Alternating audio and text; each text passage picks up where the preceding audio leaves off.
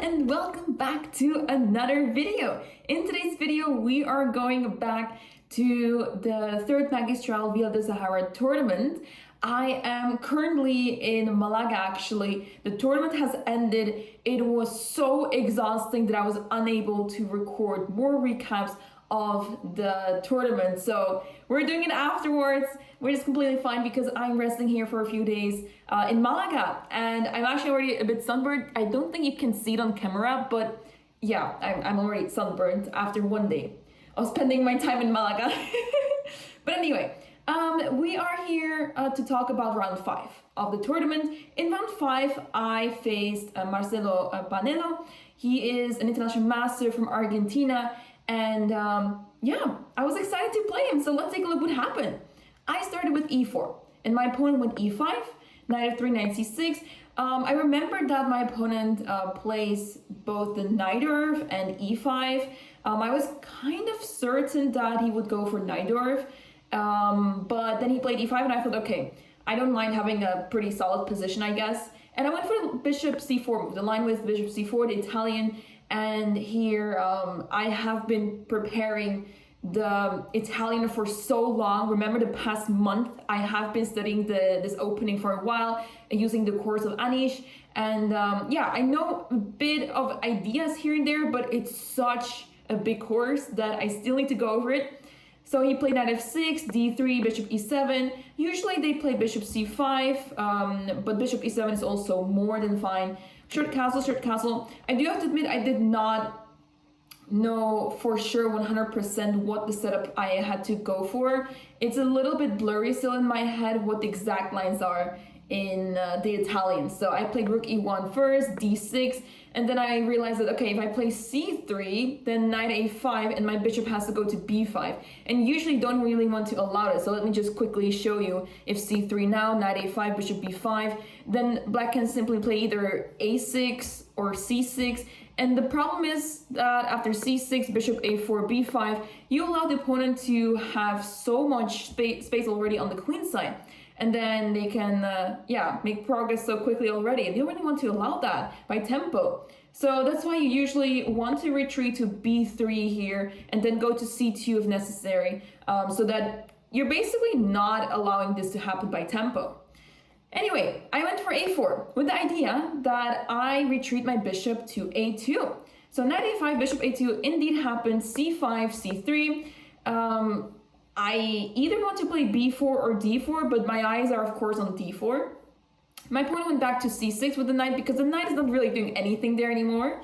So that makes a lot of sense. Knight bd2, h6. My opponent just taking his time, and it's a bit hard to see how black can actually make progress, right? It's always in these kind of structures that it's a bit kind of slow play from both sides. I play knight c4 because I want to put my knight to e3 or prevent d5, because now after d5 the pawn on e5 is simply hanging. So yeah, that would be really nice for me, of course. So I played after rook e8, I went for d4. And here's the thing, I spent quite some time on this because the thing with d4 is that you want to play it, but at the right time.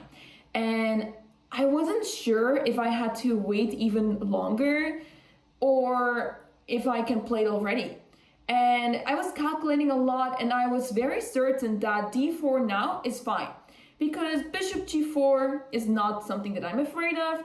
I'm attacking the pawn on e5 quite a few times, and I thought now is the time before my opponent plays moves such as bishop f8 and then opens up the rook towards the pawn, and my pawn could be under attack if I ever decide to play d4. And that is the reason why I went for d4. However, it is not the best move because after d4, you're weakening a lot of squares. My opponent also told me afterwards that instead of d4, it's probably better if you just play knight e3. I believe that in this position that he said this, and yeah, just continue from here. You just play knight e3, knight goes to d5 at some point, h3, and you just start developing this way. Yeah, it's a very slow game, and that is very typical Italian, and I still need to get used to that. So I played d4. My opponent he spent quite some time on this, which made me feel pretty confident because, okay, well, it can either mean that your opponent doesn't know this move and it's basically out of their prep, and it means that, you know, you did something wrong, because if you were still in their prep, then you did a good move, right? Or it is just, you know, yeah, not a good move at all. But I thought it was either a good move or a bad move. I was really confident it was a good move because he spent so much time, but turns out that after c takes d4, c takes d4, e takes d4, knight takes d4, knight takes d4, queen takes d4. So a lot of trades happened, and I remember, you know, calculating this line, and I was like very happy to see, you know, weak pawn on d6, great pawn on e4. I was really confident about my chances here. But yeah, as I said, the problem was that this move was not something that he was familiar with, at least in this position. So that was basically the reason why he spent so much time, and he was sure that it's wrong. And he proved it wrong. He played d5, very strong move. The reason why that this works is because if I take the pawn, which I basically have to, because otherwise I have to play a move such as knight e5, and playing knight e5 is really difficult. That knight feels super loose on the e5, you're inviting bishop d6, and it feels very unpleasant overall. So that's why I thought I had no choice. But I did see the problem. Bishop c5. A discovery attack on my rook, and my queen is under attack. So of course, if I take the bishop, then I don't even lose it. I get checkmated. So that's why after bishop c5, I have to take, because if I try to defend the rook with the queen, let's say I move, I don't know, queen c3, then suddenly knight e4, and pawn on f2 is also under attack once again. So I'm basically losing so much material, and I don't have a good square for my queen. If my queen goes back to d1, then the problem is bishop g4, and I don't have any sort of f3 move because it's pinned by the bishop on c5. So a lot of issues in this position already, and that's why I have to take on e8. Queen takes e8, queen e5. So I calculated all of this. I calculated bishop takes f2, a really strong move, because the idea is if you take knight g4 is forking the queen and the king. So that's why, of course, this doesn't work. But yeah, I calculated all of this. I was seeing all of those moves. King of 1, my opponent takes a pawn, I take on h6, because if the pawn captures my bishop, then I capture knight on f6. And yeah, I was seeing all this, and I was feeling really, you know, confident, because it was getting sharp, tactical, and I was seeing the moves. And I was also up on the clock, because now I was on 58 minutes, my opponent was on 44 minutes. So I was like, okay, we're getting somewhere.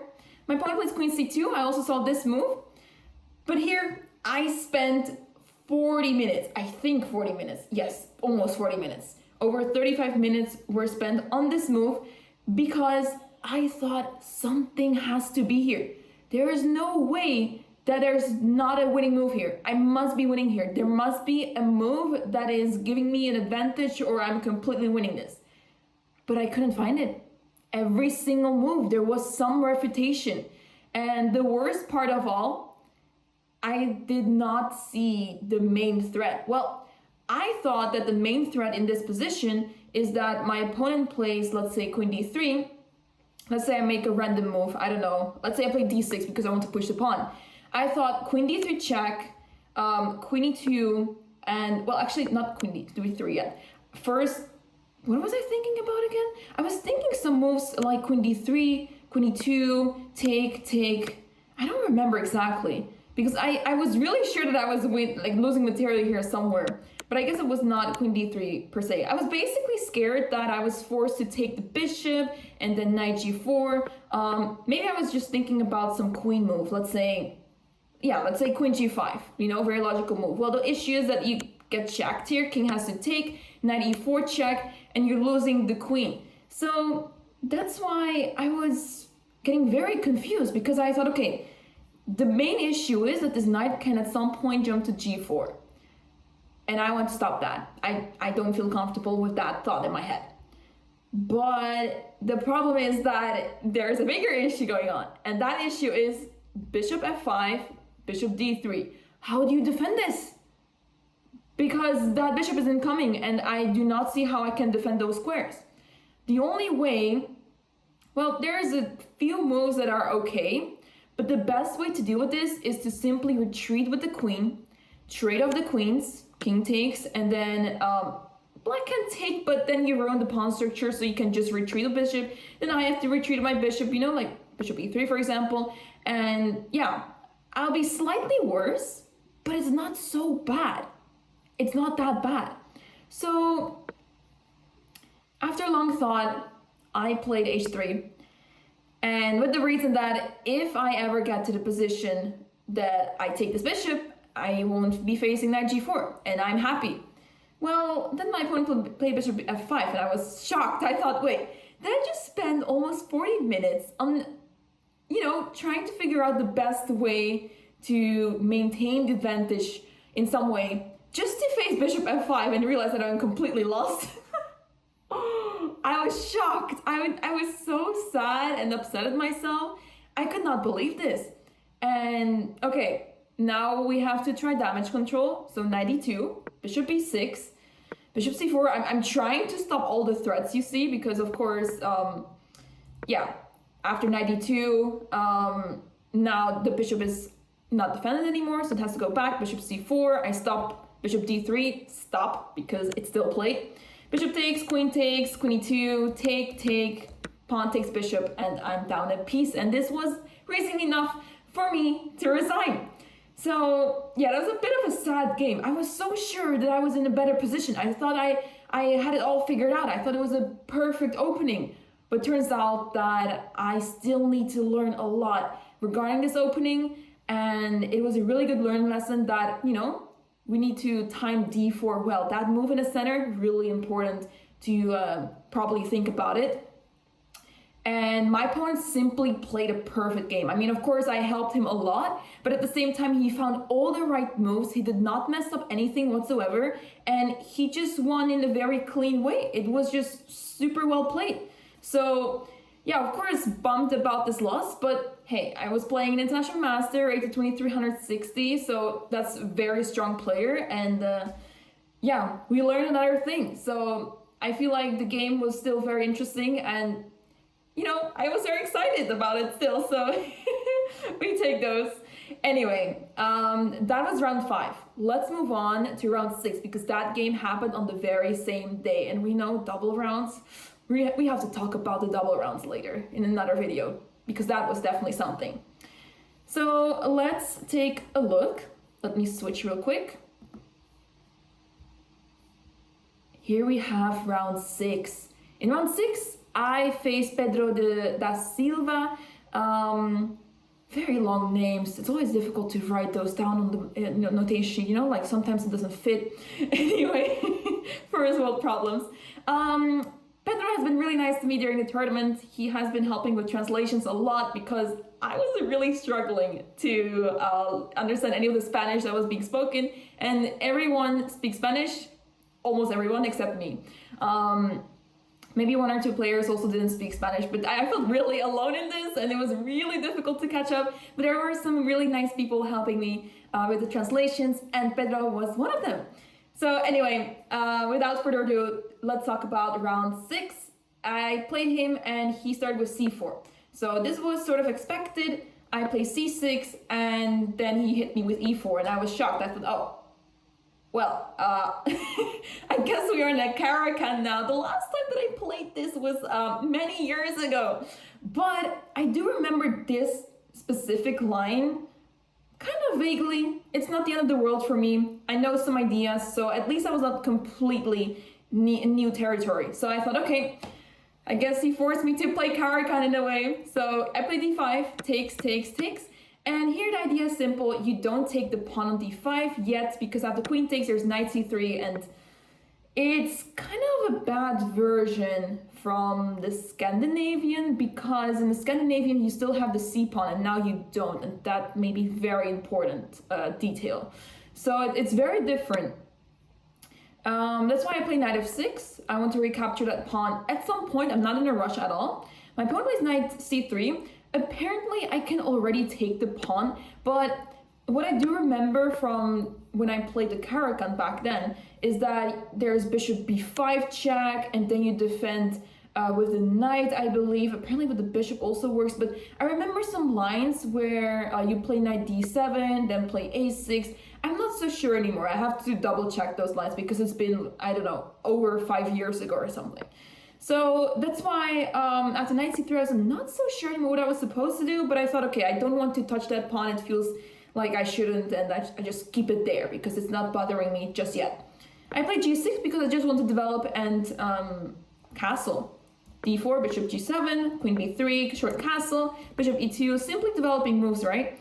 I played knight d7 because I thought I want to put that knight on b6, or maybe play queen b6 and try to trade off queen somehow.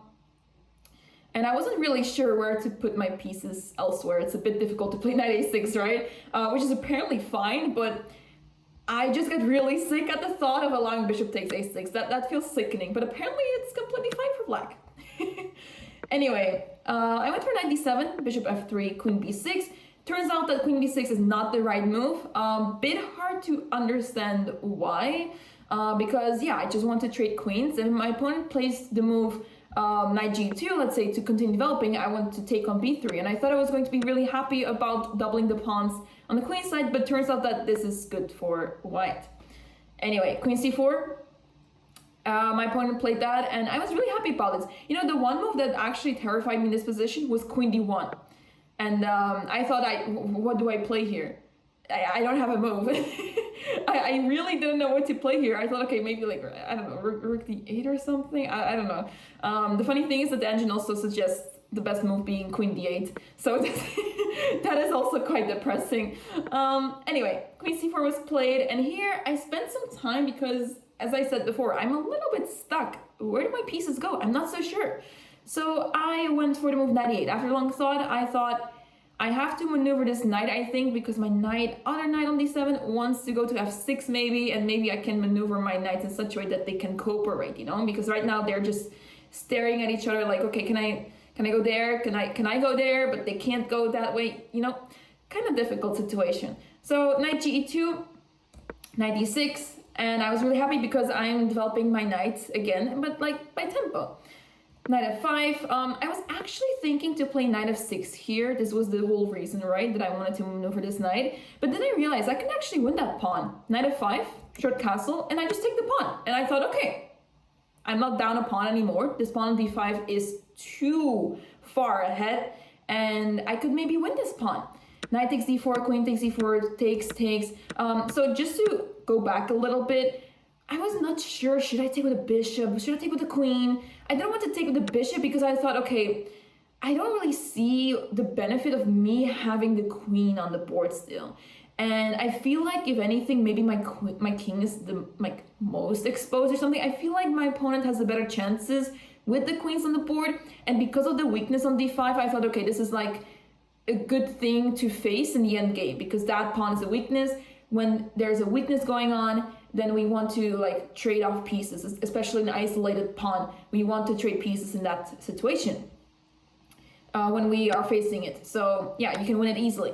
So I took on d4 the queen. That's why I traded queens, and I thought, okay, like, I like this position, you know, it's not so bad. But then my opponent plays bishop g5, and I started to realize, wait, it's not so simple actually.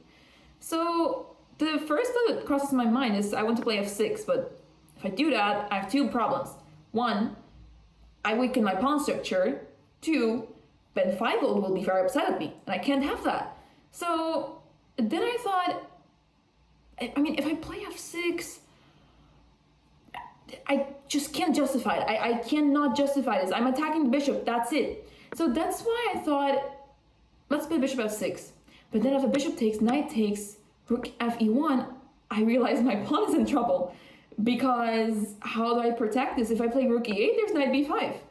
And knight c7 is a threat. Oh, over there. And my pawn will be lost because my rook will have to move, and I can't protect the c7 square. So that's why I was forced to play e6, the one move I did not want to play. I'm forced to play e6, and I'm basically allowing my opponent to, at some point, push the pawn. Because if he pushes it right now, it may be very vulnerable to attacks. Rook d8 comes in, rook d1, and somehow I thought I will work a way around this. I was not sure exactly how, But I was feeling confident. I thought that pawn is not too scary. I did lose a terrible game in Reykjavik Open with such a passed pawn in the very far end game. I still remember that. But I thought, okay, like this time nothing can go wrong anymore, right? So my opponent went for the tricky move rook ad1 with the idea that if I take, knight takes, bishop takes, this bishop becomes a monster. And it's maybe not lost yet for black. Despite the, equal material, this bishop is so good that the pawn on f7 is like such a big target. And I would say that white is just much better here. White has the upper hand, rook comes in on e7, this pawn f7 is just basically, I guess it will be lost at some point. The pawn on b7, either of them will be lost, and then it will be a very difficult game for me to defend that. I went to rook b8 with the simple idea that I step out of any sort of situation here with the bishop on this diagonal, and I want to play b5 or b6. Depends what happens in the position, but I simply want to move that pawn and then maybe play bishop b7 and trade off the bishops at some point. So rook b8 is what I played, rook d4, rook d8, and I thought I have it all under control. My opponent doesn't want to push the pawn, makes sense, because you really need to have something concrete after that, and it doesn't really seem like white has something concrete. H4, and here I played h5, and keep this move in mind. Keep this move in mind. That's all I'm going to say for later. Rook ed1 was played. I took on d5 after all because now I was fine with it because both rooks are in the d file and I can safely develop the bishop somewhere, either e6 or f5, depends what happens. Knight takes, bishop takes, and now of course I play king g7 to step out of that situation where my opponent could capture that pawn with check and then my rook would be hanging. So that was a really dangerous threat for me. Bishop b3, rook takes e4, rook takes, bishop f5. Now, we are in this endgame. Equal material, you would say that this is the easiest draw of my life. And I would agree, especially with the clock situation. My opponent on 11 minutes, I'm on 31 minutes. What can possibly go wrong? Well, buckle up your seatbelts. F3. My opponent is trying to play g4, attack my bishop, and my bishop has some problem. It's a bit hard to see where the bishop is actually going because I don't want to play bishop e6 because then bishop takes and pawn takes and I just have this weakness for no reason. The rook comes in on d7 and I'm just worse and fighting for my life.